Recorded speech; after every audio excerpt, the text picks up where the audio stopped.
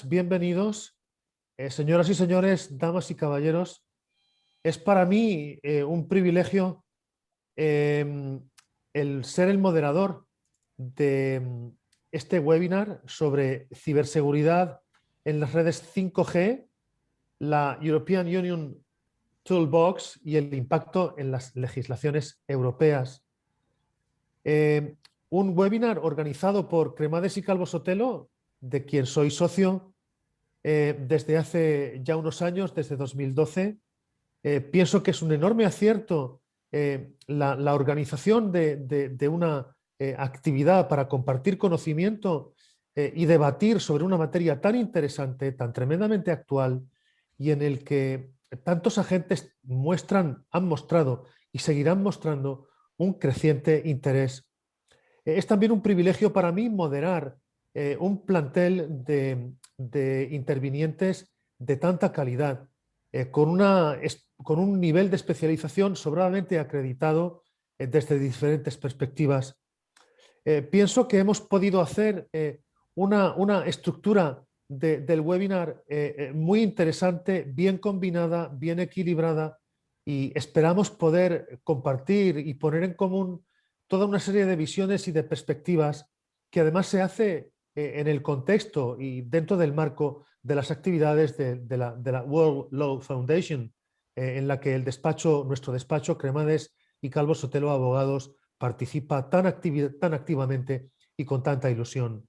Si algo tiene un impacto y una trascendencia auténticamente crucial, es el funcionamiento de la ciberseguridad en un mercado libre, bien estructurado, en el que las transacciones por parte de los agentes funcionan y se refieren a un marco normativo económico e institucional estable, confiable y que al mismo tiempo pretende ser eficiente y justo. Quiero agradecer a todos los panelistas la participación, su trabajo, la preparación de este encuentro y la generosidad a la hora de compartir conocimiento y de compartir su tiempo con nosotros. Dejaremos una última media hora, 30 minutos, esperamos que seamos capaces de conseguirlo, para que pueda haber una participación fructífera por parte de todos quienes deseen plantear sus dudas, sus preguntas, sus interpelaciones o compartir con nosotros sus reflexiones.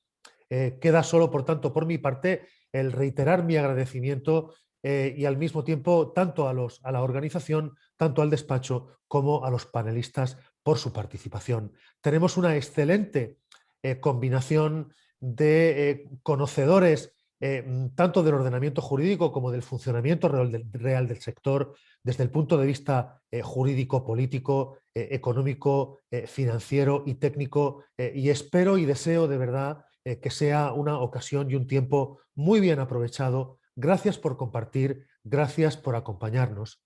Si les parece, yo no voy a llevar a cabo una presentación de cada uno de los participantes, simplemente les voy a dar la palabra.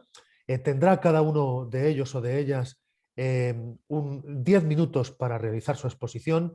Les ruego, por favor, que se ciñan a esa disponibilidad horaria para que luego no restringamos la parte de participación por quienes nos acompañen como auditorio en este evento. Las preguntas solo podrán hacerse a través del chat, solo resultarán visibles por parte de quienes gestionamos el sistema y con mucho gusto, y siempre y cuando entremos dentro del tiempo del que dispongamos, que en total será hora y media, con mucho gusto las plantearé a quienes tengan a bien formularlas. Les ruego, por favor, que quien plantee la pregunta indique al ponente, al panelista o panelistas que en principio desean que contesten su pregunta.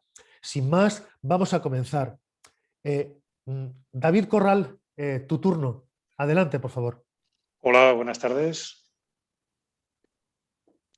Buenas tardes, no sé si me estáis viendo ya y me estáis escuchando, ¿sí? Perfectamente. Pues muchas gracias, Alberto, muchas gracias al despacho Cremades Calvo Sotelo por la invitación. Soy David Corral, periodista de Radio Televisión Española, que imagino que todos sabréis que es el principal medio público de comunicación en España y uno de los principales del mundo en habla hispana. Y yo mi presentación va a ser breve, va a ser con una de las cualidades de 5G, que es velocidad, así que intentaré ceñirme a este tiempo que nos dabas.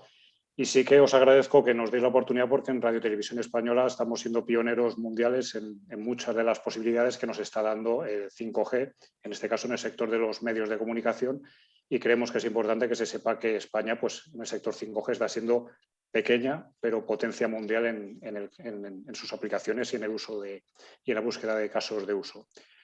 Y voy a dar una típica frase de esta pandemia, que es que voy a compartir pantalla, así que si me dais un momento.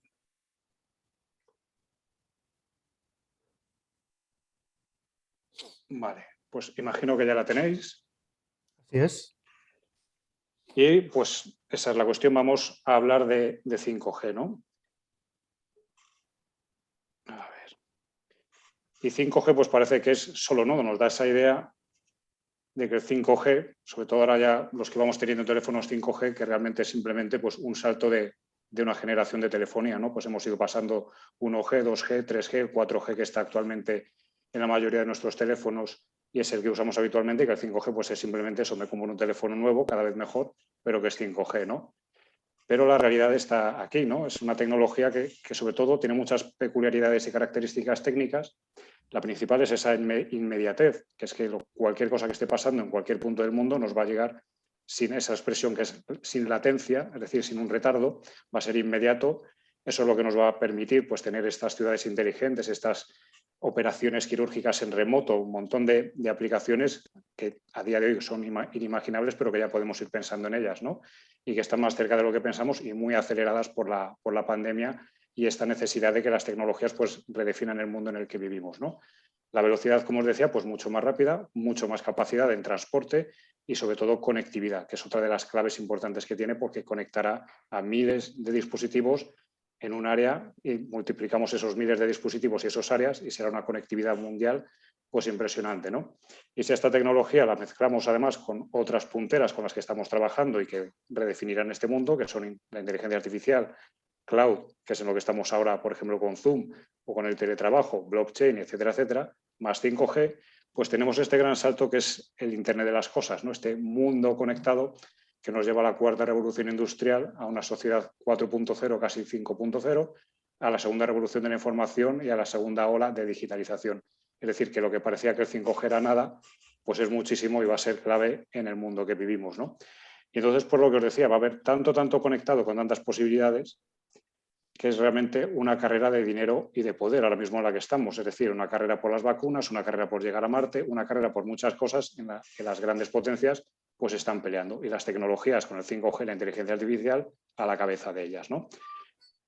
Y por eso una necesidad, pues en este caso de este marco de ciberseguridad europeo, hay que poner un marco a todo esto, un marco que nos permita operar, funcionar y salvaguardar la actividad que tenemos en ello, ¿no? Y hablamos de 5G, pues eso, de mucho de tecnología, mucho de datos fundamentales para todo y mucho de modelos de funcionamiento, de trabajo, de empresa, de relaciones, ¿no? Y aquí tenemos, pues, dentro de este marco de funcionamiento, las oportunidades que considera que tiene la Comisión Europea la aplicación del 5G, ¿no? Pues todo lo que es industria, energía, mucho más la transformación ahora que se quiere con energías verdes, sanidad, como os contaba, automoción fundamental y si veis en nuestro caso abajo a la derecha, pues medios y muchas más, sorprendentemente, por ejemplo, de energía, muchísimas aplicaciones. Y por eso digo que nosotros tenemos mucho interés porque además con todo este paquete de ayudas de resiliencia y similares que estamos recibiendo, pues los medios somos uno de los candidatos prioritarios a esa transformación, sobre todo con la transformación de negocio que tenemos, ¿no?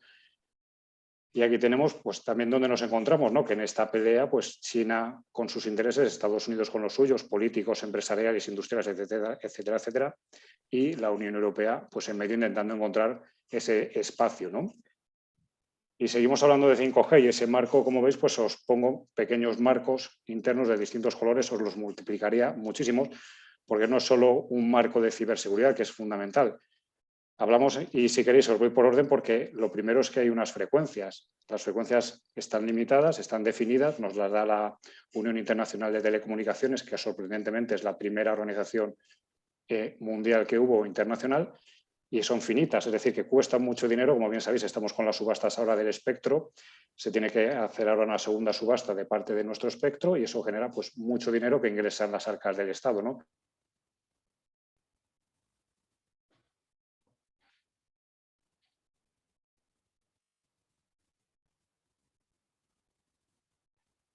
Mucho dinero y muchos intereses y mucha definición del marco, sobre todo geopolítico, ¿no? Tenemos los reguladores, tenemos las infraestructuras, todo el gasto que se tiene que hacer en infraestructuras, y aquí tenemos, pues, por ejemplo, el caso de Huawei, ¿no? ¿Quién las pone? Las inversiones en infraestructuras, y José Antonio de Celnex os podrá hablar de ello, millonarias con muchos ceros en el mundo. ¿Quién queremos que sea quien nos ponga la red? ¿Un europeo, un asiático, un estadounidense? Eso está en el debate todos los días en todos los países, ¿no? ¿Quién va a fabricar? ¿Dónde van a estar esas fábricas? Las operadoras, ¿quiénes van a ser y de dónde, no? Las aplicaciones que corran sobre el 5G igual, ¿de dónde vienen? ¿Vienen de Silicon Valley o vienen de China? ¿O queremos que sean aplicaciones europeas hechas en Europa, pensadas en Europa, con gente salida de Europa, ¿no? Y lo mismo, servicios, usuarios, las patentes fundamentales. Hay una carrera también por las patentes y por los retornos que generan, las licencias, la experiencia y el conocimiento que vamos adquiriendo, ¿no? Todo esto hace que el 5G sea muy, muy grande y que tenga un enorme valor y que por eso queramos blindarlo. Saltamos a las inversiones públicas y privadas, igual, millonarias. Todo el mundo quiere que la inversión que se haga tenga un retorno y tenga una seguridad, ¿no? Y el empleo muy cualificado y una repercusión en los PIB nacionales, europeos y globales también importantísimos, en algunos casos casi de doble dígito, ¿no?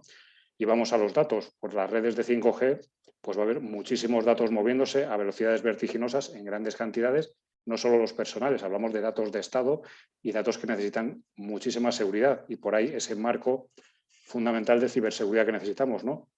Y en resumen, pues eso, que estamos en una carrera por una hegemonía y una soberanía propia, tecnológica, geopolítica y diplomática, y que todavía seguimos hablando de 5G, pero ya estamos arrancando pues la carrera por el 6G, que ya estamos en ello, así que ya tenéis para un próximo seminario una conversación sobre el 6G que va a llegar mucho más rápido todavía que el 5G, que va a ser, vamos, de momento, la generación más rápida en llegar a nuestros móviles y a nuestras vidas. Muchas gracias y espero haberme ceñido al tiempo que nos dabais.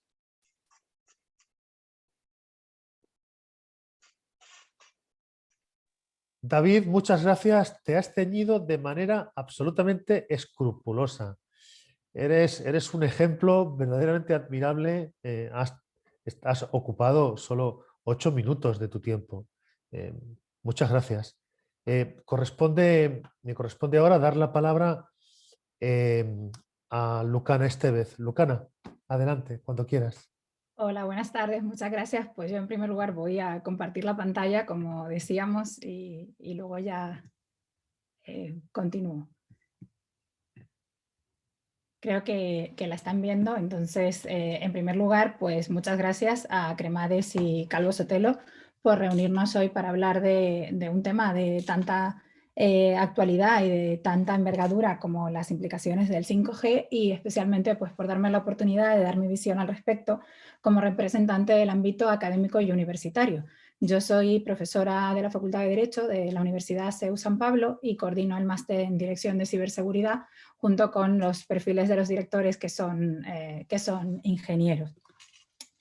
Para entrar en materia, quisiera destacar algunos datos, como que en la actualidad la información facilitada plantea el desideratum de que para finales de este año el 75% del territorio español esté cubierto o tenga acceso a tecnología 5G.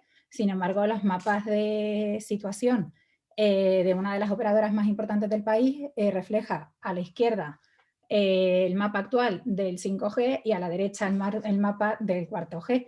La pregunta que me surge es, ¿llegaremos a estas cifras? Yo sinceramente creo que es bastante discutible, pero indudablemente el 5G está aquí casi el 6, ¿no? Como adelantaba ya mi predecesor en la palabra. El por qué hablar de 5G creo que ha quedado perfectamente claro y al final es interés y alcance potencial. Entonces, ¿dónde se ubica el European Union Toolbox? Pues en realidad se trata de abrir una caja de herramientas con un paquete de medidas que pueden ver cronológicamente en la transparencia que está en pantalla, y que tiene su último, digamos, empezó en 2019, tiene su último hito en diciembre del año pasado, hace poquitos meses, cuando se plantea un nuevo paquete de medidas de ciberseguridad. Pero hablar de la European Union Toolbox en realidad es definir un planteamiento europeo coordinado con dos fines. Por un lado, afrontar riesgos entre los distintos escenarios y las categorías de riesgos que han venido siendo definidas por los expertos en la materia, y por otro lado, para hacer uso de una serie de medidas que pueden ser de carácter estratégico, organizativo o bien de carácter técnico. Yo prefiero plantearme la segunda parte de la cuestión. ¿Por qué el impacto en las legislaciones nacionales? En realidad, el papel de los Estados miembros es esencial en el uso del Toolbox para poder desarrollar plenamente el 5G, y en este sentido creo que se plantea a sí mismo el primer óbice. Se trata de superar el hecho de que en realidad estamos hablando de una caja de herramientas cuya viabilidad se sustenta en un compromiso firme de los Estados miembros. Es lo que en otra época de la Unión Europea se denominaba un pacto entre caballeros, es decir, no nos encontramos ante un elenco normativo vinculante. Esto hace que el margen de maniobra de los Estados sea amplio y que pueda llevar a divergencias de regulación que generen conflictos aún por ver. Ya hay legislaciones nacionales que tienen en marcha con varios proyectos, borradores, anteproyectos, para dar cabida a este conjunto de instrumentos, y pueden ser destacables pues Alemania, que es la más aventajada, Austria, Francia, Reino Unido, Suecia tiene algo, y por supuesto la normativa española. Mi interés en este ratito es darles algunos apuntes para promover la reflexión crítica sobre este borrador de anteproyecto de la ley española. En primer lugar, creo que nace de manera forzada. La tecnología 5G existe, su uso es real, pero no está definido. Es cambiante, evoluciona de manera rápida. Pensemos, por ejemplo, en hace 5 años nos hablaban de inteligencia artificial y no hubiésemos pensado que lo estábamos usando en todos los sectores en los que se usa hoy, el jurídico incluido, por la parte que me toca. Luego, además, es que la realidad jurídica europea también cambia, y cambia a veces mucho más rápido que lo que los nacionales somos capaces de adaptarnos. Estamos estrenando la puesta en marcha del Real Decreto de 2018 que transpone la Directiva de Redes, y ya hay una propuesta de Directiva de Redes 2.0, una estrategia nacional de ciberseguridad de 2019, cuando la Unión Europea tiene una ya de 2020. Por otro lado, creo que plantea dudas conceptuales. Por ejemplo, se me plantean algunas sobre los sujetos obligados, algunos conceptos que podrían encajar en el operador, y también sobre el concepto de seguridad nacional. Más allá de los fines que pretende la ley, el concepto se diluye en el articulado. Por otro lado, se atribuye demasiada responsabilidad a los operadores. Los estados, casi que, permítanme el coloquialismo, le ceden el muerto. Y se trata tanto de operadores físicos como virtuales. En esta gráfica podemos ver, por ejemplo, que todo el análisis de riesgo, la gestión de riesgos cada 2 años, examinar las prácticas de seguridad, los estándares de control de seguridad, el propio control de la cadena de suministro, las estrategias de diversificación, todo esto tiene que estar transmitido al Ministerio de Asuntos Económicos y Transformación Digital. El coste a quién va. El Ministerio ha dejado claro que él no se va a hacer cargo, que aplicará las normas de la manera menos onerosa posible para los obligados, pero a partir de ahí no sabemos más. Genera, por otro lado, incertidumbre jurídica. Por un lado, por la clasificación de riesgos y sus efectos. Hay una indeterminación a priori. No sabemos, eso ya genera inseguridad, pero la posibilidad de cambio cada 6 años de la calificación que se realice de los suministradores, creo que podría generar problemas, sobre todo si el cambio es a peor. Desconocemos si la intervención en el mercado va a producir efectos positivos o negativos. La balanza entre un exceso de regulación y una falta de regulación puede dar lugar a que se generen comportamientos contraproducentes en la industria, o que exista un riesgo. O sea, al final lo que nos plantearemos es, volveremos a tener a Huawei financiando partidos de equipos de primer nivel, perdón, los madridistas, o a Estados Unidos lidiando con ellos. Pues son incógnitas que están por ver, ¿no? Por otro lado, creo que un punto clave es el artículo 11 de este anteproyecto. ¿Por qué? Porque a la hora de transponer, bueno, de intentar dar cabida a estos instrumentos, nos encontramos con que España, que sigue bastante la normativa alemana, se diferencia de ella en puntos claves. Por ejemplo, en los criterios para analizar las vulnerabilidades. En vez de centrarse solo en las garantías técnicas, introduce una vía que es la exposición del suministrador a injerencias externas. Más que un criterio objetivo, utiliza un criterio más basado en cuestiones de nacionalidad o geopolítica que abre la vía a la arbitrariedad, cosa que Alemania, aunque podría verse por ahí un poco involucrado en la declaración de confidencialidad, lo solapa o lo supera con un contenido concreto de esa declaración y con la exigencia de que se vote a favor o en contra vía unanimidad de los ministerios, que le da un carácter bastante más objetivo, quizás. El miedo a injerencias externas queda patente en otros aspectos de nuestra legislación, que bueno, no me voy a detener, están ahí, si acaso lo dejamos para el debate. Hay otros problemas que se pueden plantear también con respecto a los riesgos de poder compartir información con otros estados. Podemos encontrarnos con que un mismo sujeto esté caracterizado o calificado de manera distinta según el estado. Las potestades de los órganos competentes son amplias, pero están por definir. Hay toda una proliferación normativa que podría dar lugar a una diferenciación por la puerta de atrás. Inspecciones y auditorías, que creo que aquí es donde está la clave para el ámbito académico. ¿Quién las va a hacer? La normativa dice que tiene que ser personal formal, especializado, pero no dice dónde va a salir. Entonces creo que esta es la vía, quizás el artículo 17 es el que nos va a servir de base, y ahí es donde digo que creo que entramos en la universidad. Entonces, para concluir por ese lado, si tuviésemos que plantearnos cómo veo la ciberseguridad hoy en día, tendría que señalar que la veo difusa, complicada, confusa incluso. Es un caldo de cultivo para que los problemas se resuelvan en los tribunales. Vía administrativa, vía civil, creo que empezaremos a hablar de pólizas de ciberriesgo. A partir de ahí, por ejemplo, un informe de riesgo erróneo que comprometa la reputación de un suministrador y conlleva una calificación de riesgo que genere pérdidas, ¿vamos a poder reclamarla? Pues esa es una vía. Y desde el ámbito académico creo que va a abrir dos opciones esta caja de herramientas. Por un lado, investigaciones, de ellos ejemplo lo que estamos haciendo esta tarde, tener que analizar nuestra normativa, el desarrollo, el alcance, la concreción de esa ciberseguridad en las redes 5G. Y por otro lado, creo que nos va a obligar a repensar los programas de estudios, incluir nuevas competencias. Creo que vamos a tener que mirar grados, títulos propios, máster, y a partir de ahí creo que el reto está en formar profesionales 5G. Por la parte que me toca, yo diría juristas 5G, pero también completar la formación pues, de periodistas, ingenieros, economistas, porque la relación profesionales tecnológicos y abogados creo que va a ser importantísima para el futuro. Así que nada más y muchas gracias. Lucana, muchas gracias. ¿De qué manera tan escrupulosa te has ceñido al tiempo? 10 minutos exactos de reloj. Muy agradecido y enhorabuena por tu brillante intervención. José Antonio Aranda, por favor, tu turno.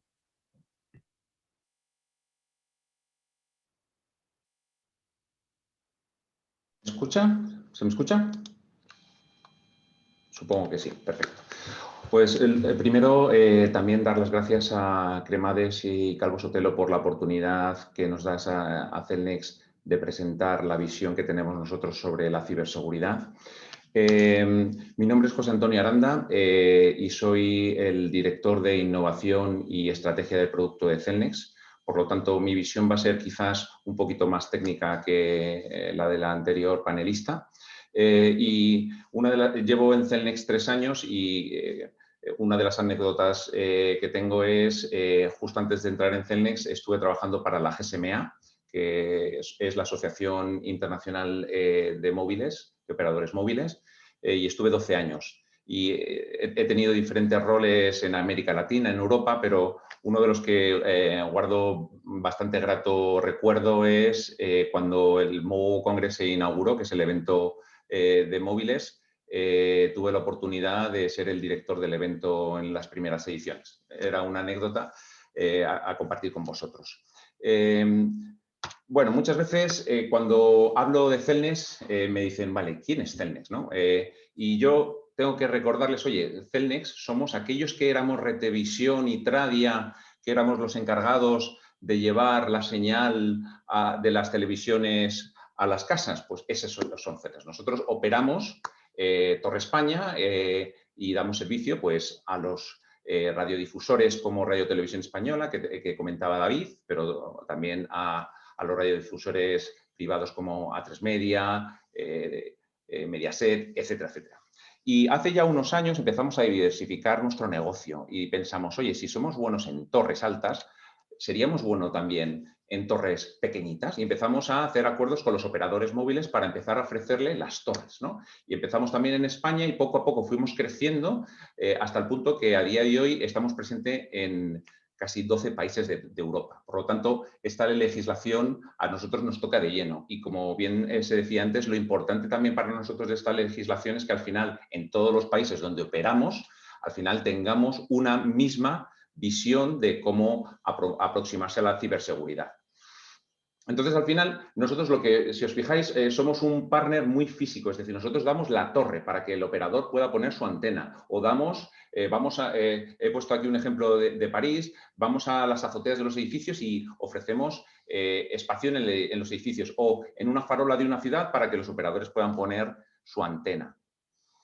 Y por lo tanto, muchas veces la legislación esta de ciberseguridad nos afectará relativamente dependiendo del grado de equipo activo que empecemos a dar. Si somos muy pasivos, nos afectará sobre todo la parte más física, pero una de las cosas que quería explicar es para nosotros qué es 5G y qué es lo que implicará. Pues se habla mucho de que el 5G lo que va a traer es de todas estas bases de datos grandes, globales, que están en Estados Unidos, lo que parece que empieza a pasar es que se empiezan a descentralizar. Y todo esto, pues, implica que va a haber una serie de oficinas metropolitanas, una serie de oficinas regionales, incluso lo que se llama computación en el extremo, en el edge computing. Pues para nosotros eso van a ser nuevas infraestructuras que van a aparecer a día de hoy con 5G y que ya estamos trabajando. Además, como el 5G va a requerir de unas frecuencias altas que explicaba muy bien antes David,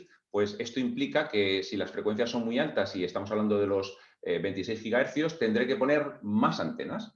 Y esto hace pues, que nosotros también, uno del impacto que va a tener para nosotros el 5G es en las infraestructuras que vamos a tener que poner fuera, en los tejados, torres a las afueras de las ciudades, torres integradas con el mobiliario urbano, sensorización. Y una de las cosas también importantes, al final, como se va a generar tanto tráfico, nos va a obligar a que tengamos que coger todo ese tráfico y llevarlo con fibra de un sitio para otro. Por lo tanto, va a haber bastante despliegue de fibra para conectar las antenas con todas estas oficinas metropolitanas.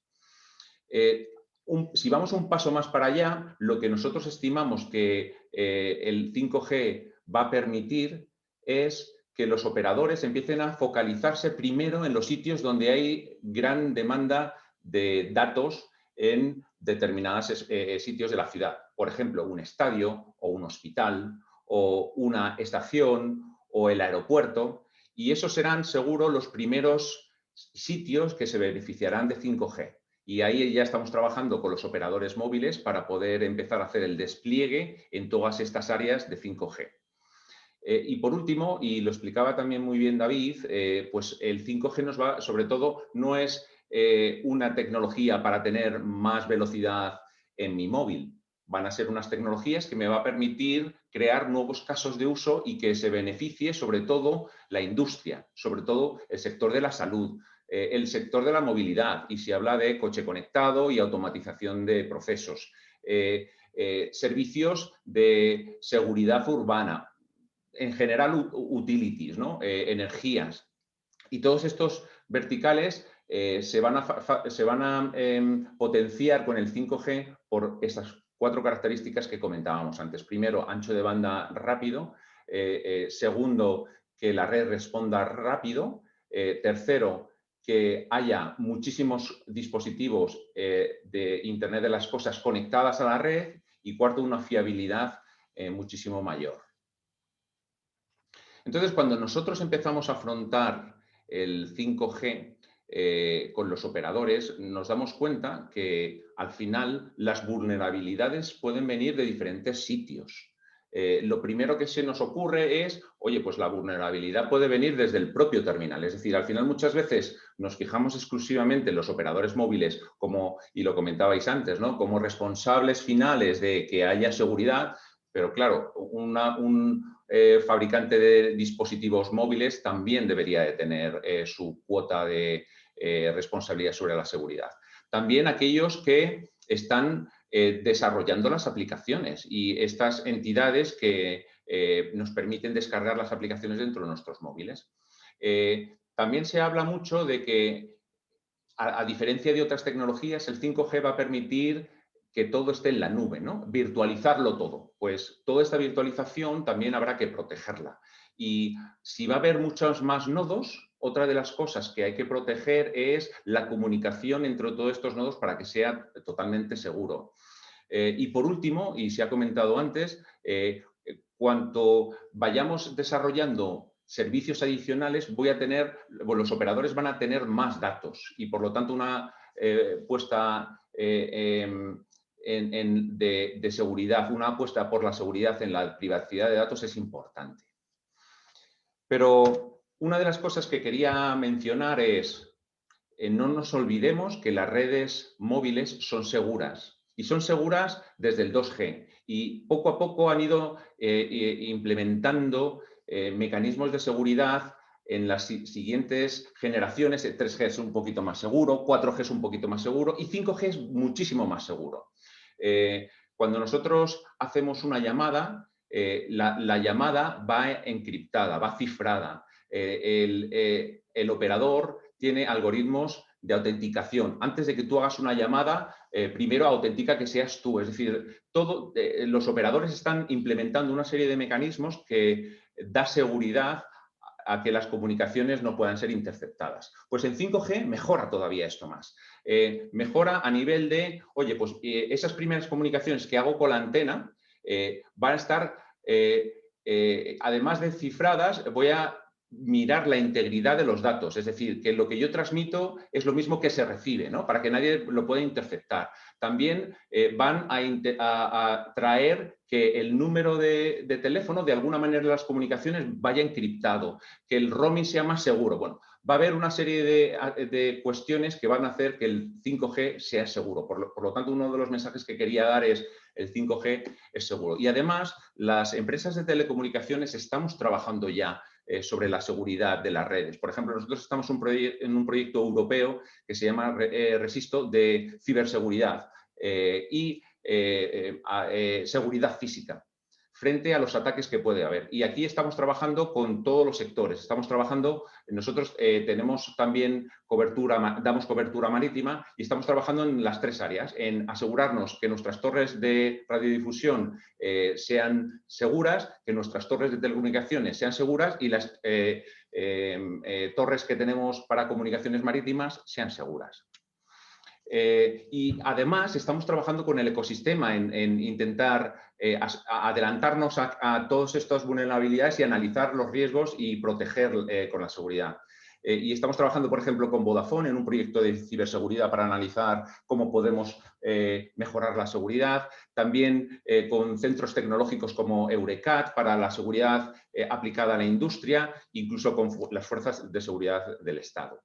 Mi última slide va para el toolbox, ¿no? ¿Y qué impacta el toolbox para una empresa de infraestructuras? Pues al final, se comentaba antes muy bien, al final lo que este toolbox ha hecho es poner el foco en la seguridad que tienen que implementar los operadores móviles. Pero los operadores móviles no están solos. Hay una cadena de valor de otros players que afectan también a la seguridad, como he comentado. Por lo tanto, en el caso de Cellnex, en tanto en cuanto nuestra participación sea activa en la seguridad, pues tendremos un rol. Con esto, quiero dar las gracias por su atención y quedo a la disposición para poder responder a las preguntas en el panel.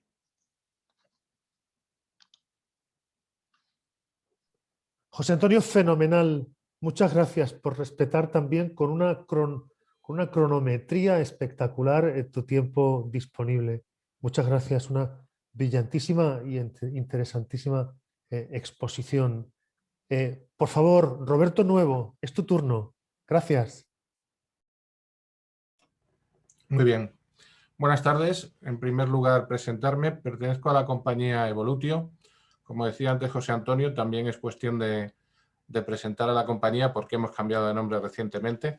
A Cellnex la presentaba como la antigua Retevisión. Evolutio es BT España, la compañía británica ha cedido su negocio a nivel nacional, a nivel local, y en Evolutio llevamos toda la historia de nuestra compañía global de BT, pero la focalizamos ya actualmente en el mercado nacional.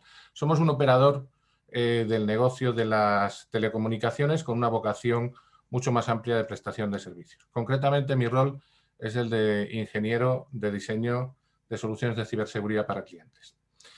En este aspecto, quería entrar directamente a la definición de las medidas técnicas que la caja de herramientas o que la caja el toolbox que la Unión Europea propone para la securización de 5G hace efectivo a nivel de seguridad.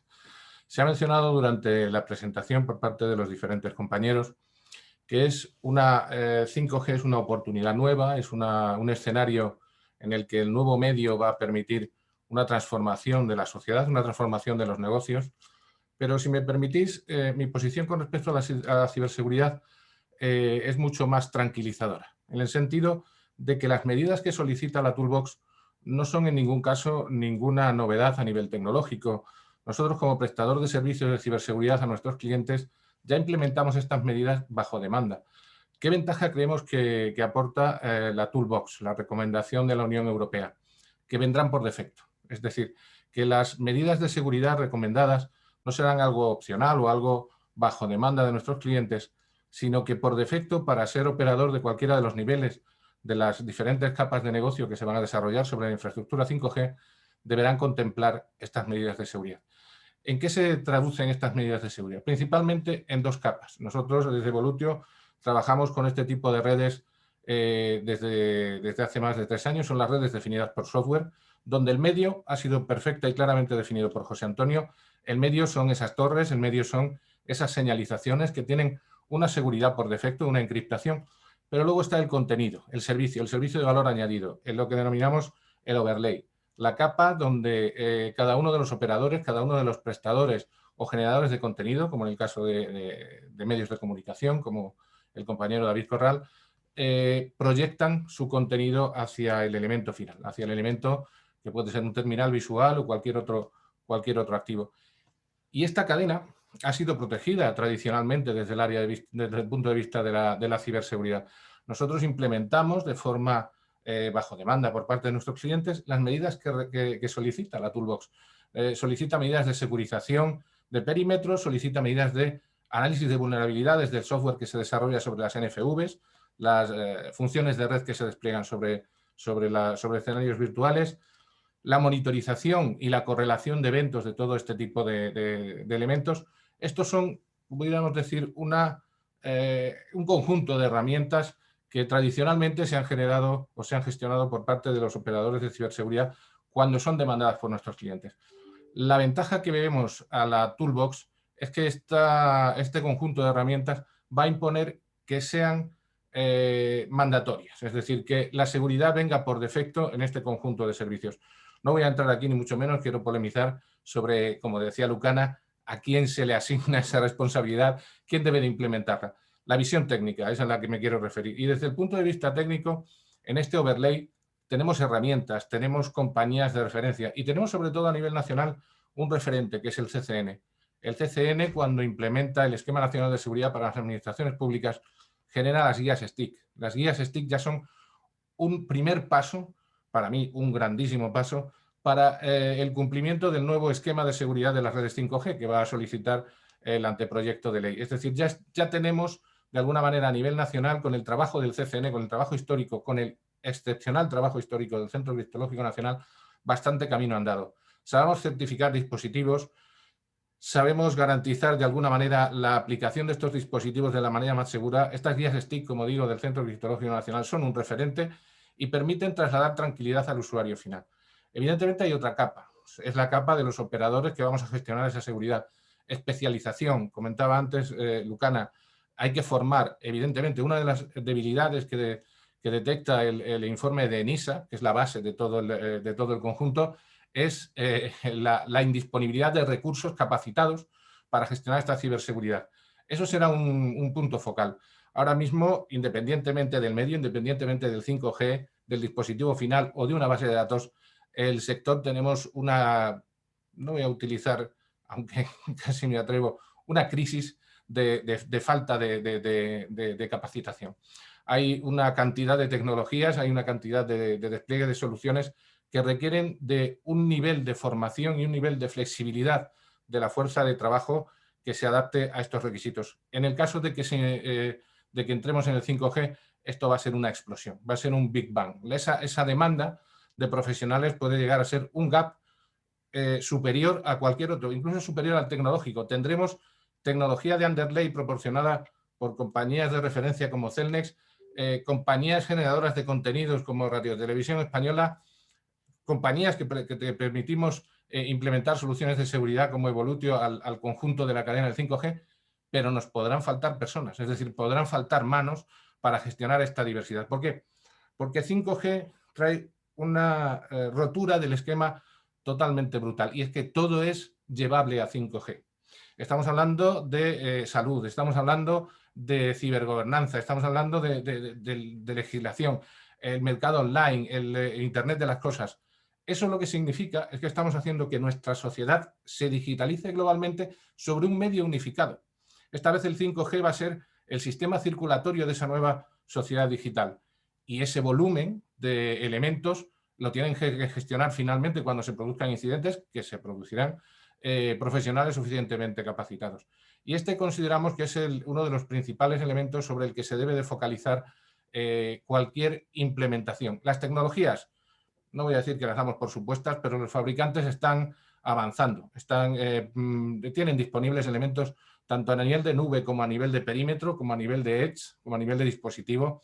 La tecnología ya permite implementar cualquiera de las medidas tecnológicas que solicita la Toolbox. Cualquiera de ellas se puede, incluso podemos elegir entre 3 y 4 fabricantes en el peor de los casos, si no 5 y 10. Por lo tanto, no va a ser una cuestión de que la medida tecnológica sea susceptible de ser implementada o no. ¿Quién la deberá implementar? De nuevo, no voy a entrar en las arenas movedizas de la legislación, de en qué tejado dejamos la pelota, ¿vale? Pero el producto está. Son las personas las que marcarán la diferencia. La diferencia del éxito de esa nueva sociedad sobre la 5G vendrá de la mano de la capacitación y de la formación de personas en ciberseguridad. Muchas gracias y espero haber sido suficientemente breve.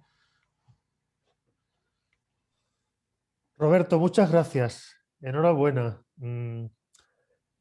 Llenar de contenido de calidad y con brillantez y con fundamento y pleno conocimiento lo puede hacer mucha gente, basta con saber, pero hacerlo con esa brevedad y de esa manera tan clara está solo a la altura de los mejores, Roberto. Fenomenal. Hasta yo, que soy un pobre abogado y economista a tiempo parcial, he sido capaz de comprenderlo. O sea que fenomenal, ha sido muy sugerente. Doy paso a Antonio Estella, que será el próximo en el orden de intervención. Antonio, cuando quieras, por favor. Muchas gracias, Alberto, y voy a hacer lo propio, que es compartir pantalla. ¿Se ve? Bien. Perdón.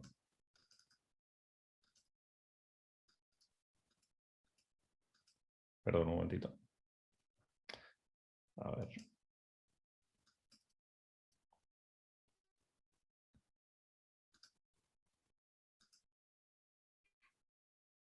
¿Se ve? La voy a compartir así, ¿vale? Aunque sé que no es perfecto. Muy bien, se ve muy bien, Antonio. Si quieres puedes compartir pantalla completa, tipo presentación, para quitar los apoyos, pero como tú quieras, como más cómodo estés. Casi lo prefiero así porque no...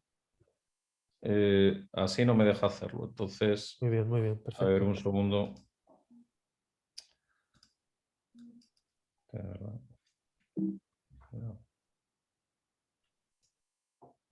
Bueno. A ver, vamos a empezar ahí. Un segundo. Perdone.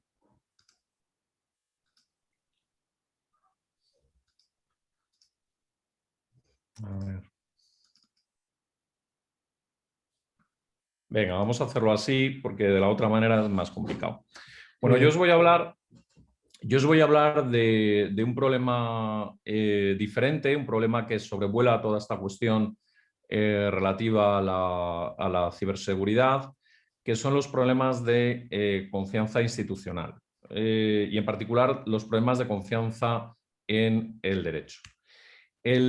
La cuestión es tan importante que en una reciente película de Disney que se llama Raya, la cuestión central de la película es precisamente este problema de la confianza, ¿no? El lema de la película es la moraleja sobre la confianza. La película es una moraleja sobre la confianza y lo necesario que es dar el primer paso hacia la paz con el otro. Un tema sumamente relevante en el contexto político y social tan dividido que vivimos en la actualidad. Bueno, yo lo que voy a presentar son una serie de datos de confianza en el Parlamento, en el Gobierno y en el Poder Judicial que están extraídos del World Values Survey, fundamentalmente de la oleada 17-20. Aquí tenemos los datos de la confianza del Parlamento en el mundo. Como vemos, la desconfianza supera en aproximadamente 30 puntos a la confianza en esta institución.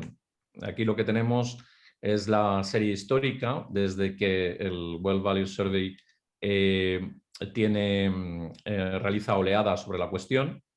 Vemos que hay un momento inicial en el que se parte de una situación de confianza en el Parlamento, pero luego, inmediatamente después, se produce una situación de desconfianza que ha llegado prácticamente hasta nuestros días, si no se ha acentuado. Con respecto al gobierno, la confianza, la situación es bastante similar. Hay una situación de desconfianza generalizada. De hecho, la desconfianza en el momento actual supera en más de 10 puntos a la confianza. Y la serie histórica vemos que es exactamente lo mismo. Se parte de una situación de desconfianza, se produce un vuelco, digamos, en la oleada del 2000-2004, para luego, a finales de 2004, se produce una situación de nuevo de mayor desconfianza que confianza, hasta llegar a la situación actual, en donde estamos, como digo, en niveles de desconfianza en esta institución muy altos, ¿no? La buena noticia es que la situación es la contraria en el ámbito de los tribunales de justicia. En los tribunales de justicia tenemos más confianza que desconfianza, son 7-8 puntos de diferencia y además, si vemos la serie histórica, vemos también que se parte de una situación de mayor confianza que desconfianza en la primera oleada del World Values Survey.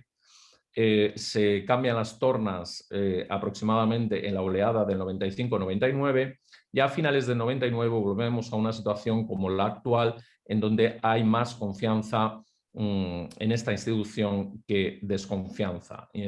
Y como vemos en la última oleada de este sondeo, de esta encuesta de opinión mundial, tenemos la misma situación. Bueno, ¿cuál es la conclusión? Estoy yendo muy rápido, ¿no? La conclusión es que hay un altísimo grado de desconfianza tanto en el Poder Legislativo como en el Ejecutivo, aunque hay, sin embargo, esa es la buena noticia, una mayor dosis de confianza que de desconfianza en el Poder Judicial. ¿Cuál es la situación en Europa? En Europa vemos una tendencia similar. Los datos del World Values Survey que presento son básicamente de países de la Unión Europea, aunque no están todos los países de la Unión Europea. Ahí lo que tenemos es la confianza en el Parlamento. Dense cuenta de la diferencia, son más de 30 puntos, aproximadamente 30 puntos de diferencia entre confianza y desconfianza. Con respecto al gobierno, tenemos casi 40 puntos de diferencia. Ojo, estamos hablando de la última oleada de esta encuesta, 17-20. Y finalmente, de nuevo, una tendencia similar a la observada en el mundo, con mayores dosis de confianza en los tribunales que de desconfianza. No por mucho, son 7-8 puntos, pero no es desdeñable la diferencia, ¿no? Bien, la cuestión es, ¿qué es lo que puede explicar un poco esta situación, ¿no? Da la sensación, es como si se hubiera producido una especie de efecto sustitución entre el poder ejecutivo, el poder legislativo y el poder judicial. Es decir, la gente desconfía en los dos primeros poderes y por tanto torna sus ojos, se centra a efectos de confianza en los tribunales. Esto es muy importante en relación con lo que decía Lucana, ¿no? Es decir, si el tema de la ciberseguridad tiene un potencial importante para el conflicto y para la litigiosidad, bueno, pues ahí tenemos un dato que puede servirnos, digamos, desde un punto de vista estratégico. Sin embargo, desde luego, hay que hacer un examen muchísimo más detallado sobre esta cuestión y controlar por otro tipo de variables como la corrupción, la independencia real, la eficacia, la rapidez en la resolución de los asuntos en el ámbito judicial, etc. Fijaos en que sobre todo los datos que he dado al principio son del mundo y el World Value Survey cubre todos los continentes del mundo, aunque no todos los países del mundo, pero hay una representación, digamos, más o menos equilibrada de todos los países del mundo, con lo cual, de todos los continentes por lo menos, con lo cual sería esperable observar, lógicamente, distintos grados de desarrollo económico, distintos grados de desarrollo en materia de igualdad, distintos grados de independencia judicial, etcétera, a pesar de lo cual las tendencias que he señalado de casi completa desconfianza en el poder legislativo y ejecutivo y mayor confianza que desconfianza en el poder judicial son generalizadas. Bueno, en eso estamos, en eso estoy trabajando yo particularmente en esta cuestión y es una cuestión que da mucho de sí, desde luego. Finalmente, quiero decir que con carácter general lo que presento no son grandes noticias, no son buenas noticias. En las democracias liberales esperaríamos realmente muchísima literatura teórica sobre la cuestión. Lo que deberíamos de estar viendo es un cuadro, un dibujo muchísimo más equilibrado, ¿no? En donde hay más confianza que desconfianza y de una manera repartida más o menos igual, digamos, en relación con el Poder Judicial, el Ejecutivo y el Legislativo. Y lo que vemos es una situación, como digo, tremendamente desequilibrada que está planteando problemas y que, bajo mi punto de vista, es el auténtico reto al que están enfrentadas nuestras sociedades en el momento actual. Muchas gracias.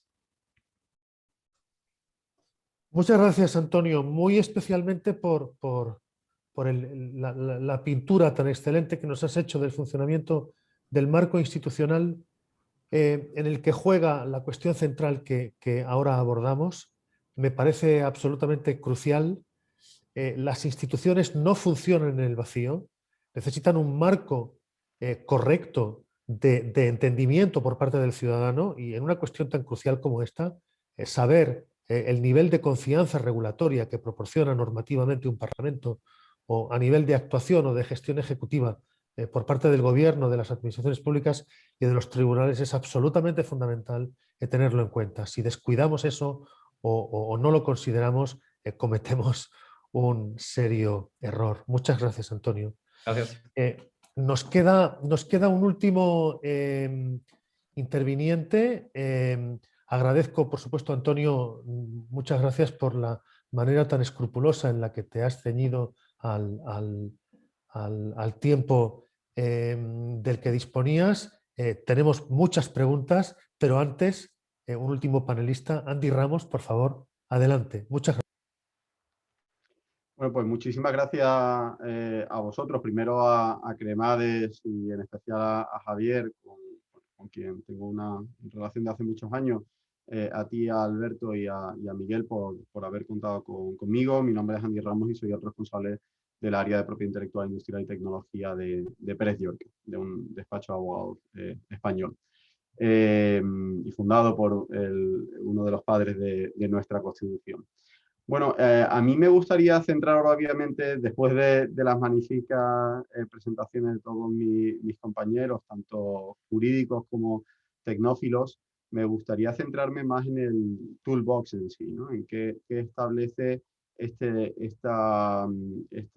informe, ¿no? que se publicó el año pasado, y cuál es el impacto desde un punto de vista jurídico, ¿no? Y un poco, pues también para ir centrando el tiro, y intentaré ajustarme al tiempo, aunque como jurista y andaluz, pues aquí combino un poco todos los peores vicios para ser conciso, pero un poco entender por qué estamos aquí, ¿no? Y es la preocupación de la Unión Europea, creciente preocupación en la dependencia tecnológica que tiene la Unión en operadores principalmente chinos, ¿no? Aunque no pone la nacionalidad, no lo dice específicamente, pero sí responde a esa preocupación que tiene la Unión Europea, ¿no? ¿Por qué la tecnología 5G? Bueno, pues yo creo que ha llegado, esto podría haber llegado perfectamente antes, como ha comentado también anteriormente José Antonio, pues la tecnología 5G, cada evolución, cada desarrollo tecnológico viene implementadas en nuevas medidas de seguridad, medidas técnicas, pero también la tecnología 5G potencialmente es susceptible de recibir mayores ataques, porque hay una cantidad mayor de dispositivos conectados, y debido a esa descentralización, pues potencialmente puede haber más puntos de entrada de estos ataques, ¿no? Y un ejemplo, pues hace unos años vimos como el Mirai Botnet, en el que se infectaron millones de webcams para hacer un ataque de servicio a un proveedor de DNS, y parece que, bueno, pues que es una vulnerabilidad, aunque obviamente se hayan implementado medidas de seguridad para impedirlo, ¿no? El punto de partida normativo es la recomendación 2019/534 de la Comisión en materia de ciberseguridad en las redes 5G, en cuyo considerando 24 se establecía ya, se decía que el grupo de cooperación, lo había definido previamente la directiva sobre seguridad en las redes, había establecido pues el grupo de cooperación NIS, o el Network and Information Security Cooperation Group, que es un grupo de cooperación técnico, no es un grupo de cooperación jurídico, sino es un grupo de cooperación compuesto por representantes de los Estados miembros, la Comisión Europea y la Agencia de Seguridad de las Redes y de Información de la Unión Europea, ENISA, y además me consta que los Estados miembros, los funcionarios pertenecientes a estos grupos son técnicos, afortunadamente, y no jurídicos, aunque tiene que haber en este tipo de cuestiones, tiene que haber de los dos, pero son eminentemente técnicos, ¿no? Pues en el considerando 24 ya se establecía que se debía establecer el grupo de cooperación, un conjunto de herramientas, de ahí el toolbox, que identifique, en inglés obviamente, que identifique los tipos de riesgo de ciberseguridad y las posibles medidas para mitigarlo, ¿no? Este conjunto de herramientas, el toolbox, que publicó el NIS Cooperation Group el 29 de enero del año pasado, de 2020, con el objetivo de reducir de riesgos a ciberataques, y en su caso, en caso de que ocurran riesgos, pues intentar mitigar sus efectos.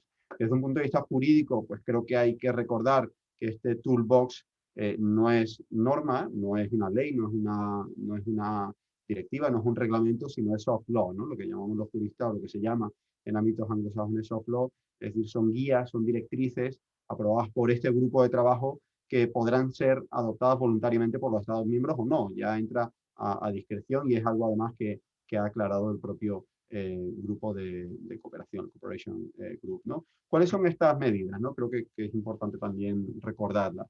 Principalmente hay tres: medidas estratégicas, otras medidas técnicas, y finalmente unas medidas de apoyo. Al final es un paquete de medidas, hasta un total de 29 medidas, en el que pues, se establecen medidas de fortalecimiento, incluyendo el papel de las autoridades nacionales para poder restringir, prohibir e imponer requisitos o condiciones específicas, siguiendo un enfoque basado en el riesgo para el suministro y el despliegue de equipos en la red 5G, en función de las medidas de seguridad y los requisitos de seguridad. El fortalecimiento de medidas desde un punto de vista técnico, no solamente a la autoridad de control, a las autoridades competentes, que ya veremos quién sería aquí en España, sino desde un punto de vista tecnológico, que ahí pues sí sabemos todos que se invierte muchísimo. También un análisis de los proveedores de alto riesgo, que denomina este informe, esta soft law, estas guidelines, junto con la imposición de medidas de restricción a dichos proveedores. Es decir, se recomienda a los Estados miembros que analicen a los diferentes proveedores de tecnología y se le impongan medidas de restricción. Y ahora vamos a ver también desde el punto de vista jurídico eso qué implica. Obligar a los operadores móviles a tener una estrategia de diversificación en la cadena de suministro para evitar una excesiva concentración y dependencia tecnológica en un operador, para que no toda la infraestructura esté basada en un único operador. Y esto, como decía, desde un punto de vista teórico puede estar bien, pero desde un punto de vista jurídico plantea cuestiones en materia de derecho de la competencia, en derecho de las comunicaciones, al establecer restricciones y normas o recomendaciones que implícitamente subyacen determinadas restricciones y normas que pueden alterar a los mercados cuando un determinado operador se ve desplazado, pues porque pueda encajar en alguna de las recomendaciones que establece un grupo de trabajo por sus características, ¿no? Después, una de estas medidas, pues otro tipo de medidas que se establece es para intentar reducir la dependencia tecnológica que desgraciadamente tiene Europa, es intentar reducir la inversión extranjera que se produce dentro de las empresas europeas, para que aunque la empresa sea europea, el capital no pertenezca a otro país, de otra zona. Realizar, que para mí esto es muy importante, un plan estratégico para el desarrollo de tecnología 5G propia y de sucesivas generaciones, es decir, el 6G, el 7G. Yo creo que Europa, el 1G, 2G, estaba bien posicionado, poco a poco ha ido perdiendo un poco desde un punto de vista tecnológico, desde el punto de vista de despliegue de redes, que ahí creo que sí tenemos muy buen despliegue. Desde un punto de vista tecnológico ahora hay una gran dependencia, sobre todo China, y de lo que se trata, creo que la Comisión lo que pretende es recuperar otra vez esa presencia que había en el mercado con grandes grupos europeos, ¿no? Y después establecer un sistema de certificaciones europeas para que estos productos o estos dispositivos tengan pues cumplan unos requisitos, unos estándares mínimos europeos, ¿no? Críticas, aunque todo puede ser desde el punto de vista pues conceptual, todas las directrices y todas las guías que nos puedan venir de estos organismos supranacionales, pues son bienvenidos, pero en general, pues el soft law, yo lo suelo, tengo sentimientos encontrados, lo suelo agradecer al mismo tiempo que lo suelo criticar, porque ya precondiciona, ¿no? Porque hay una normativa que los juristas la tenemos que interpretar, la tenemos que, tenemos que trabajar con ella, y cuando ya hay unas directrices y ya hay unas guías, pues por un lado tenemos cierta seguridad jurídica, porque nos han recordado los tribunales en muchas ocasiones que el soft law no es derecho, y aquí lo hemos visto con la Audiencia Nacional, que ante determinadas guías pues ha recordado pues que no son derecho, sino que no es una fuente de derecho y que se pueden seguir, pero al final no son de obligado cumplimiento. Nos da cierta seguridad jurídica, pero también nos imposibilita, pues cuando ya hay ese organismo que establece un camino, salirse de ese camino, tener otro criterio, pues cuesta trabajo, ¿no? Y desde el punto de vista de la práctica jurídica, a un cliente, pues cuando le dices que una determinada guía de una agencia, de un organismo, pues no está de acuerdo porque crees que la normativa permite otro tipo de interpretaciones, pues puede que al final la Audiencia Nacional u otro tribunal lo acepte, pero cuesta trabajo ya ir en contra o con el paso cambiado, ¿no? También la Toolbox guarda silencio respecto a los criterios jurídicos que deben aplicar los Estados miembros al realizar esa evaluación de riesgo recomendada en la vía tecnológica, y también con una medida muy controvertida, como es la calificación de un proveedor como de alto riesgo.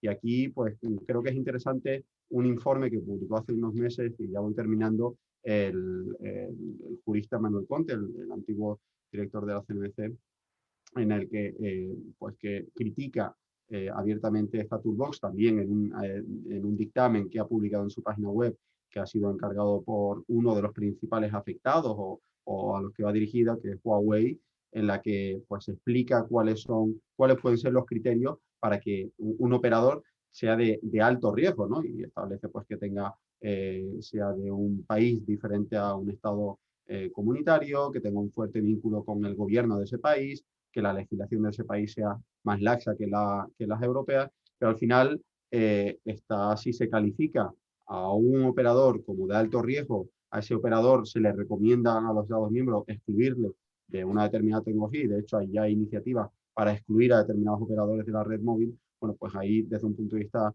de mercado, desde un punto de vista de derecho a la competencia, puede plantear determinadas cuestiones, sobre todo porque estamos hablando pues, de medidas preventivas que muchas veces están basadas en meras suposiciones, ¿no?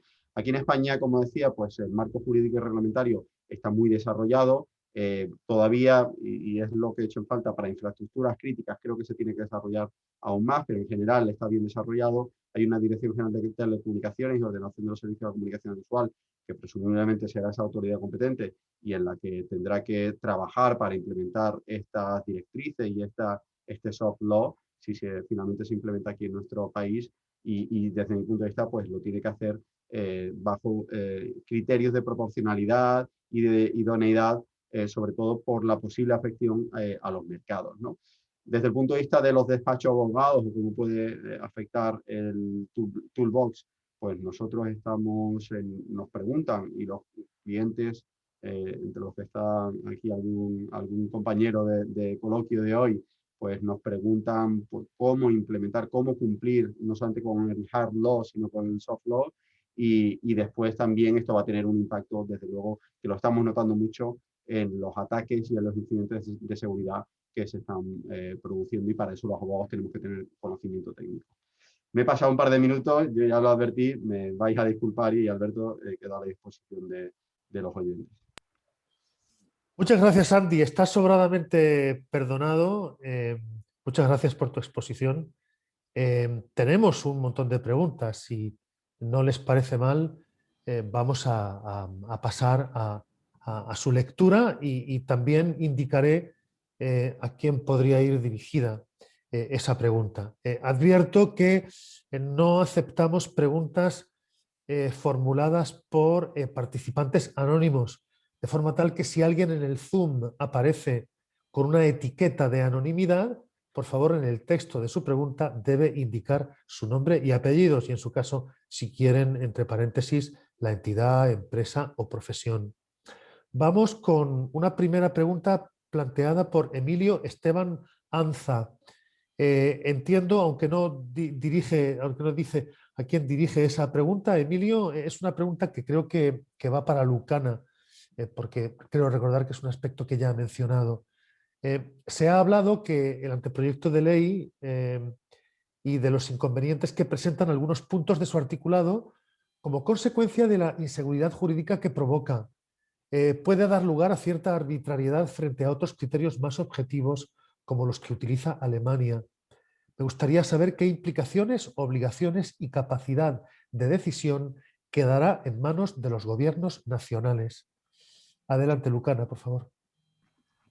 Pues muchas gracias. A ver, en primer lugar, la arbitrariedad, digamos, que podría estar en la normativa española frente a la alemana solo cuando aplique el criterio de que el operador o el suministrador, en la terminología que usa nuestro anteproyecto, que es el proveedor, vamos, de la toolbox, estuviese siendo calificado, o sea, valorado por presiones de terceros estados. Yo creo que lo primero que hay que valorar es, más allá de lo que comentaba Andy, de estamos pensando en China, pero hay más estados que pudiesen entrar ahí. ¿De qué estamos hablando? O sea, nos vamos a Oriente Medio y valoramos si esa posición influye o no influye. O sea, esa es la arbitrariedad. O sea, digamos, ahí está qué estado va a ser el que valoro como presión por la normativa, porque no nos da tantos datos.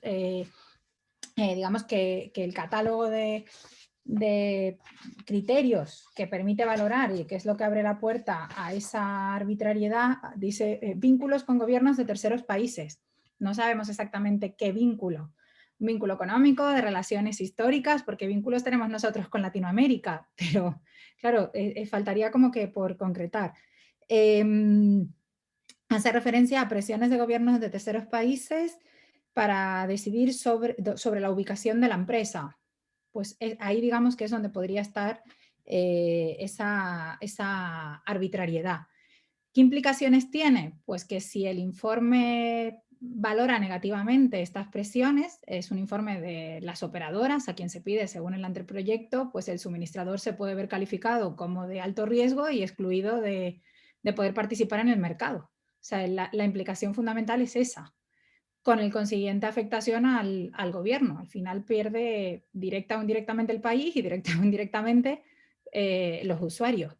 Las obligaciones y la capacidad de decisión en realidad quedan en manos de los estados. Lo que pasa es que los estados están, aunque a Roberto le gusta menos, bebiendo de la información que solicita de manera vinculante a los operadores. Entonces, digamos que la decisión evidentemente es del Estado, pero su base está, por un lado, en esa información que requiere y que sanciona si no se envía, y por otro lado en el esquema de seguridad, que bueno, que sí que hay guías, pero habrá que ver cómo se termina de concretar.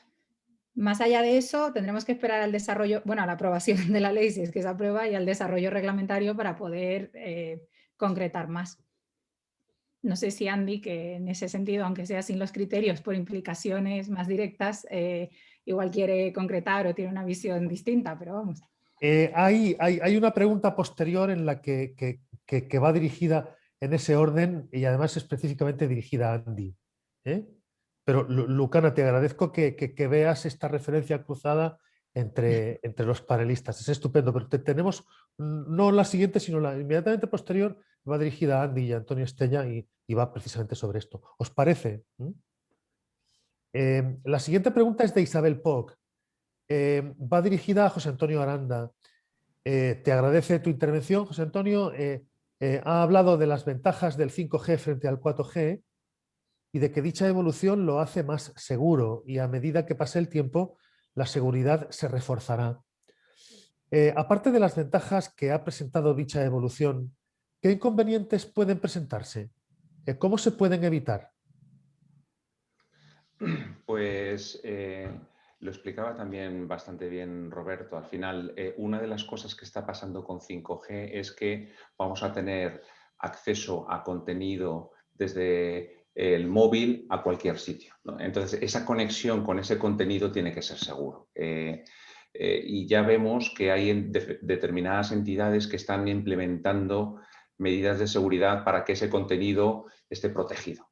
Y me permito dar un ejemplo, por ejemplo, una red social que conocemos decidió empezar a poner parte de su contenido en servidores cerca del usuario. Esta red social lo que decidió es: voy a implementar medidas de seguridad para que no pueda ser interceptada esa información. Estamos hablando de una red pues, como LinkedIn, que, claro, los datos del usuario, de la carrera profesional, los datos del usuario, muchas veces incluso personales, son muy sensibles. Pues lo que han implementado es una manera de proteger sus servidores de manera que cuando se detecta una intrusión, el disco duro se borra automáticamente. Y para poder recuperarlo, tiene que ir un técnico y volver a recuperar el disco duro.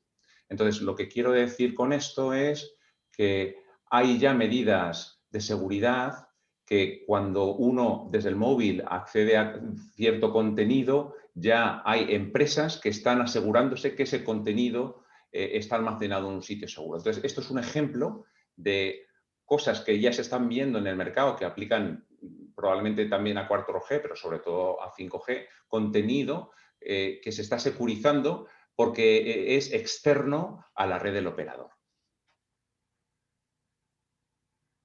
Muchas gracias, José Antonio. Plantea Miguel Larios una pregunta que entiendo dirigida a Andy y a Antonio Estella. ¿Cómo podría afectar realmente la transposición del Toolbox en los diferentes Estados miembros de la Unión Europea en caso de que existieran asimetrías relevantes a nivel de despliegue de 5G? También desde el punto de vista del beneficio de los usuarios finales de las aplicaciones reales. ¿Se podría crear una Europa de 2 velocidades o de más velocidades a nivel económico, tecnológico y normativo? ¿Piensas que ese riesgo existe?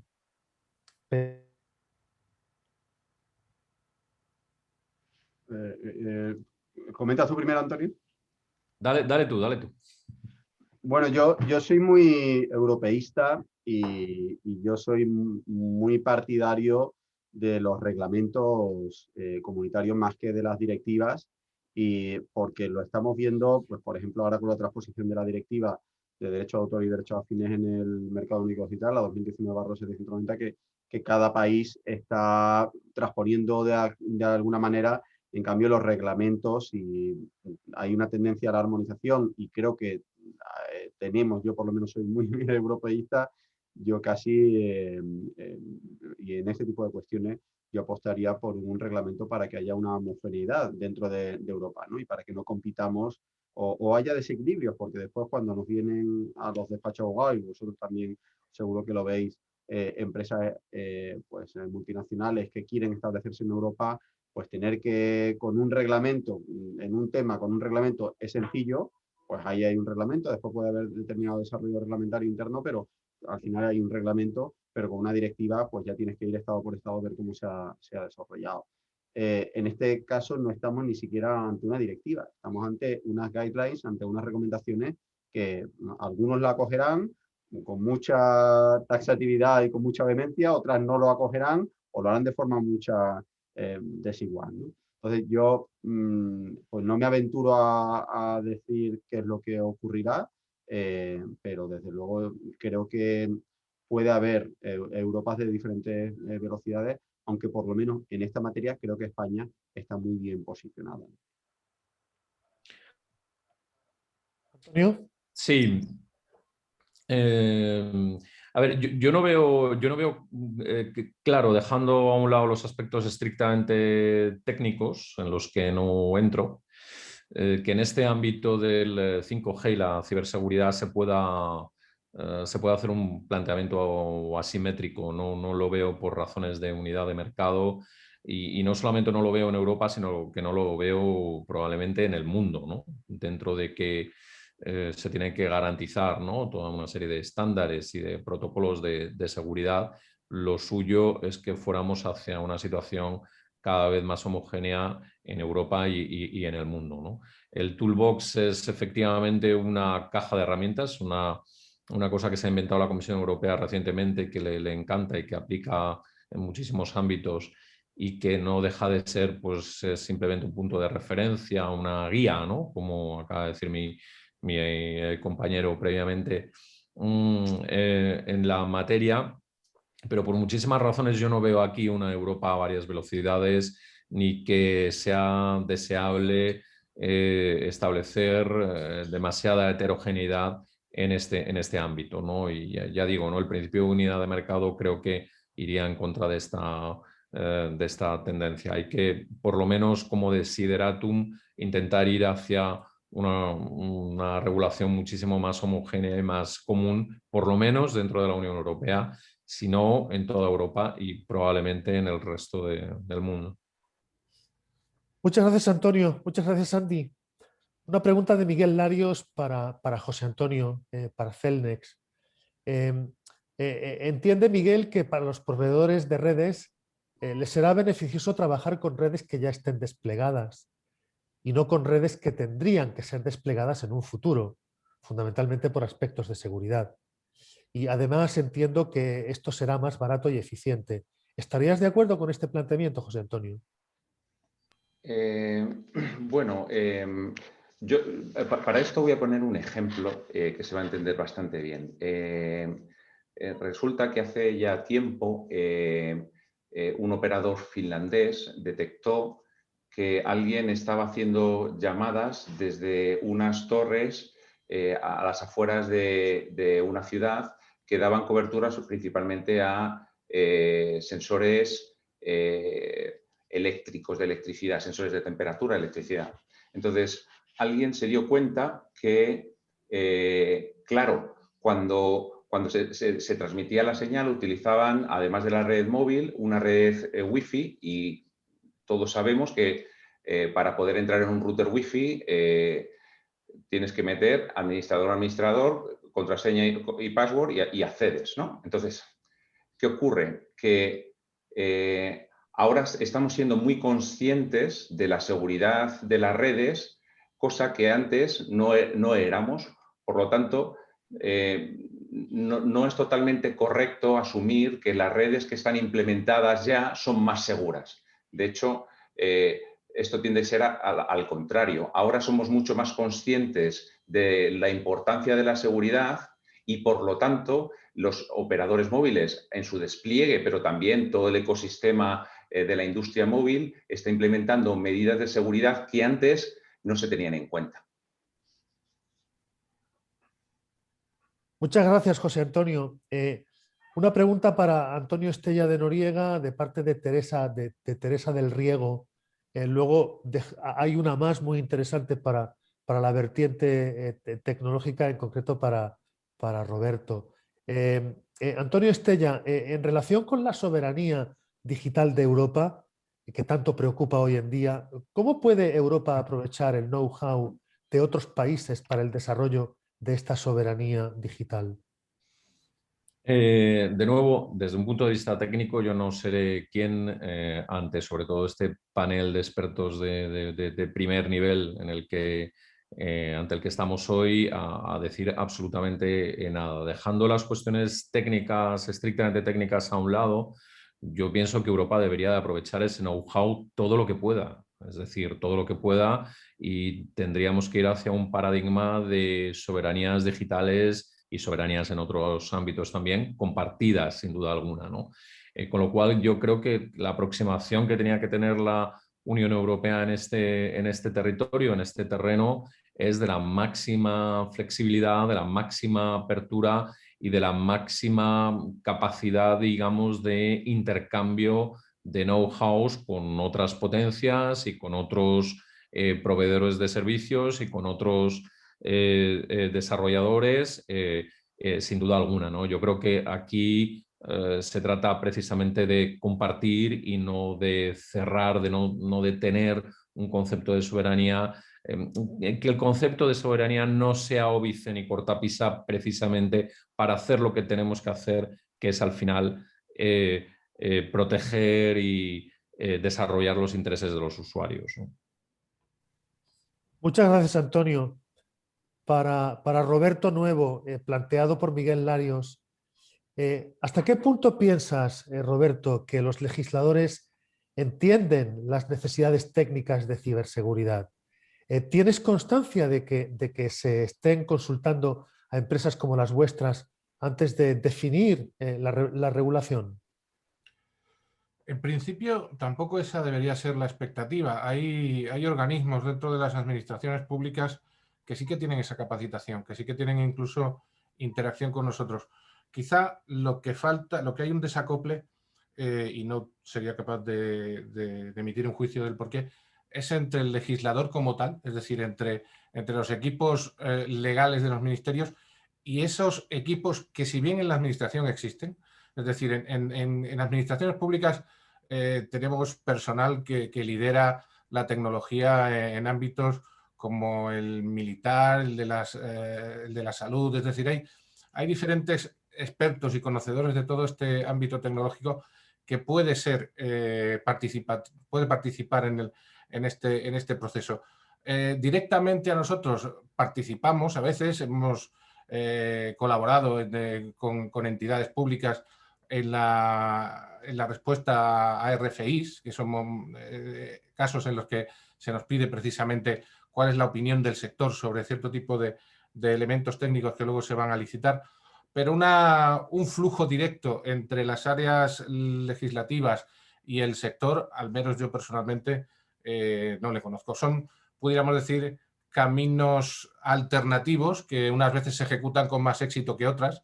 Hay organismos, por ejemplo, INCIBE es un referente que tiene esa capacidad, tiene capacidad de convocarnos a nosotros, a los elementos técnicos de la sociedad, a las operadoras de tecnologías y de trasladar esto al ámbito de la administración pública. Pero es cierto que hay un cierto gap. Tampoco podemos exigir, creo que era Lucana al principio la que hablaba de la velocidad a la que esto funciona. Personalmente, después de 30 años en el sector, me considero uno de los principales ignorantes a nivel tecnológico de dónde está cada uno de los puntos de la ciberseguridad. Y llevo 30 años y no voy a cualificarme como profesional. Pero es una vorágine, es brutal. Es el día, o sea, aparece una mañana, de pronto todo cambia y el 5G, si hasta ahora nos parece brutal el 5G, ya va a ser una vuelta de tuerca a todo este dinamismo.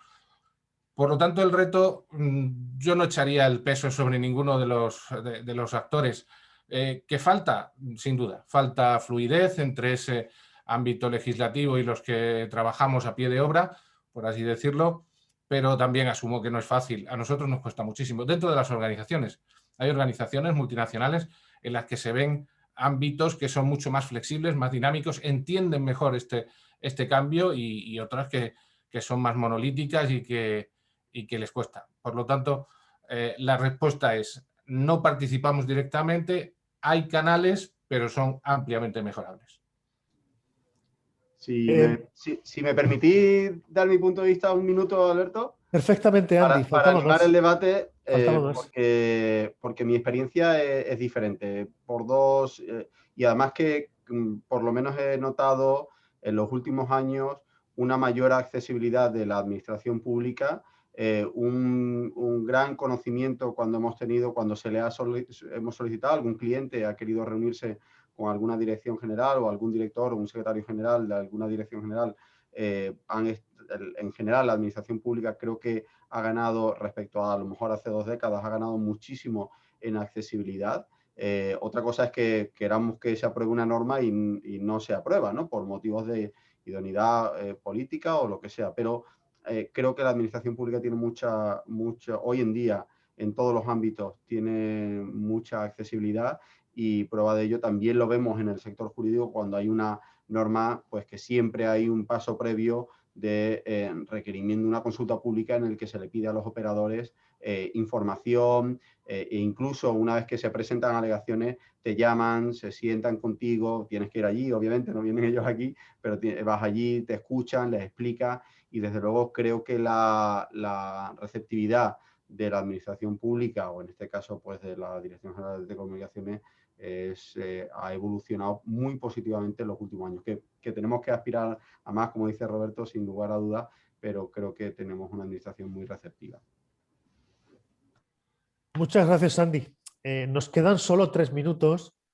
Voy a dejar para el primero que intervino, para David Corral, una última pregunta que además es muy comprometida, David. Te advierto que así es, la plantea Miguel Larios.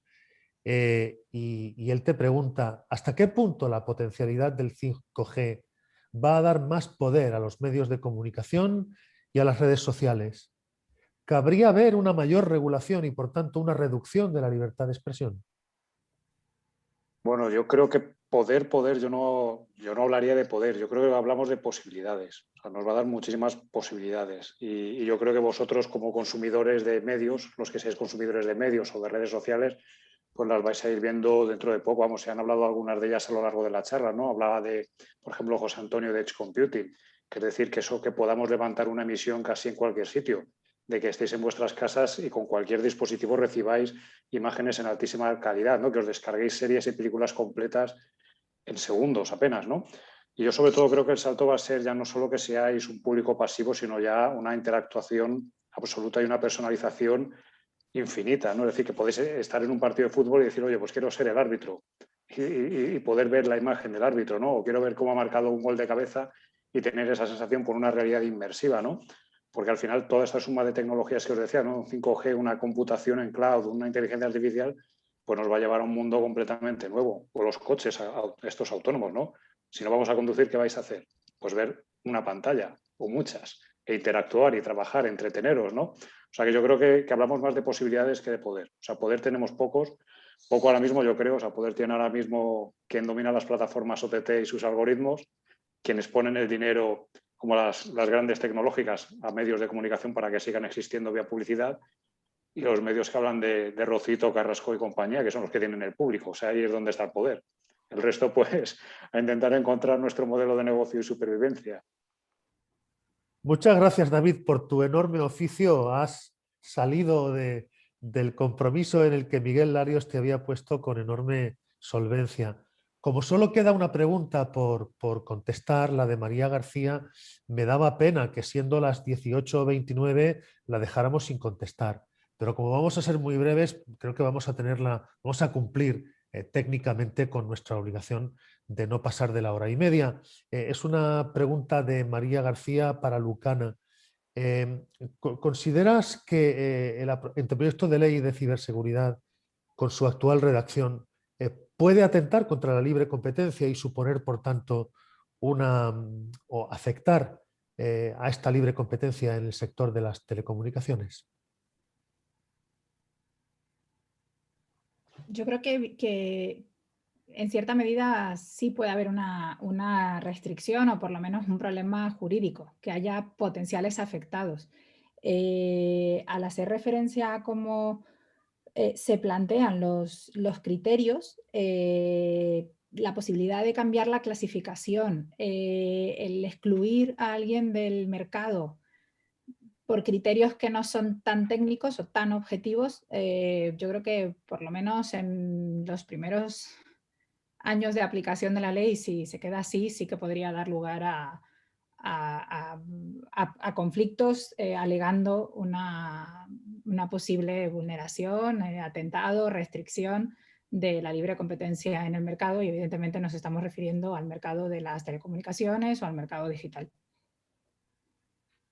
Muchas gracias, Lucana. Con qué brevedad y con qué concisión y brillantez has contestado. Muchas gracias. Ha sido un grandísimo honor. He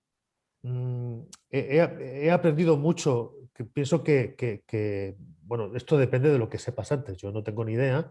Le agradezco mucho a Roberto en su intervención anterior. Me ha pegado un auténtico subidón lo que has dicho. O sea, yo pensaba que era un auténtico lerdo digital, y lo que has dicho, tú comprenderás, no responde a la realidad. Sin duda, eso que dices en relación contigo, permítame que te diga que no puede ser cierto. Es más, me gustaría que no fuera cierto, pero a mí esto me ha subido la autoestima una auténtica barbaridad. Y todo lo que habéis dicho, pienso que traslado una impresión y una opinión que podría, o me atrevo a generalizar. Muchas gracias. Ha sido un placer el coordinar vuestras intervenciones. Espero que podamos repetirlo, haya ocasión o no la haya, porque seamos capaces de provocarla. En nombre del despacho y en el mío propio, os agradezco muchísimo vuestra participación, vuestra brillantez. Quedo pendiente y a vuestra disposición como deudor vuestro, y agradezco también a todos los participantes que nos han acompañado en este rato. Lo agradezco muy sinceramente. Muy buenas tardes. Seguro, espero, deseo que volvamos a vernos, que tengamos ocasión de compartir visiones y de trabajar juntos. Un saludo muy afectuoso para todas y para todos. Adiós. Hasta luego. Adiós, igualmente. Hasta luego, buenas tardes.